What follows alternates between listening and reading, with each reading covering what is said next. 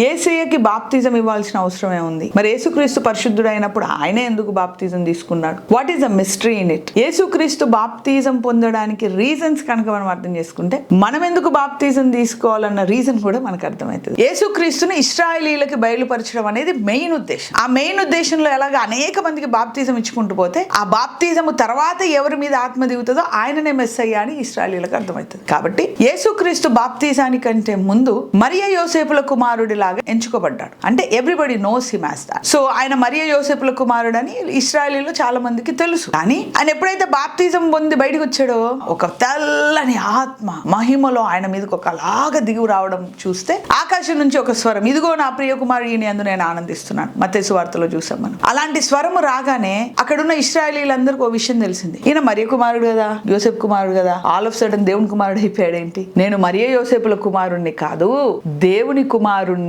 అని ప్రకటించుకోవడానికే యేసయ్య బాప్తిజము పొందారు. మనిషిలాగా మనిషి శరీరముతో పుట్టిన యేసయ్య దేవుని కుమారుడిలాగా నిరూపించుకోవాల్సిన అవసరం ఉంది. కాబట్టి ఆయన బాప్తిజం అనే ప్రక్రియ ద్వారా ఆయన సన్షిప్ ని, దేవుని కుమారుడు అన్న విషయాన్ని ఆయన ప్రకటించుకున్నాడు. ఎట్ ద సేమ్ టైం నువ్వు నేను ఒక మీటింగ్ లో ఒక గదిలో పశ్చాత్తాపడి మారు మనసు పొందినప్పుడు దేవుని కుమారులం అయిపోయాం. కానీ పరలోకంలో ఉన్న దేవదూతలు, భూలోకంలో ఉన్న మనుషులు వాళ్ళందరూ ఇంకేమనుకుంటారు? నీ identity, you are just human being. నువ్వు వాళ్ళిద్దరికి పుట్టిన ఒక బిడ్డవి, ఒక కూతురువి, ఒక కొడుకు అనుకుంటారు అంతే. అంతకు మించి నీకు ఇంకో ఐడెంటిటీ ఉండదు. నువ్వు ఏమైనా చదివి తెచ్చుకుంటే ఆ చదివిన ఐడెంటిటీ తప్ప ఇంకో ఐడెంటిటీ ఉండదు. కానీ నువ్వు అంతరంగంలో మారు మనస్సు పొందిన తర్వాత యోహాను సువార్త 1:12 ప్రకారం దేవుని కుమారుడు అన్న ఐడెంటిటీ నీ అంతరంగంలో వచ్చింది. కానీ అది బయటికి ప్రకటింపబడాలి కదా. ఎలాగ ప్రకటింపబడుతుంది? నువ్వు దేవుని కుమారుడివి, కుమార్తెవి అన్న ఐడెంటిటీ బాప్తిజము ద్వారా లోకానికి ప్రకటింపబడుతుంది. అలాగ సిద్ధపడి బాప్తిజం తీసుకొని మనం ప్రకటింపబడితే అనేక మందిని క్రీస్తుకు ప్రకటించగలము. సో కాబట్టి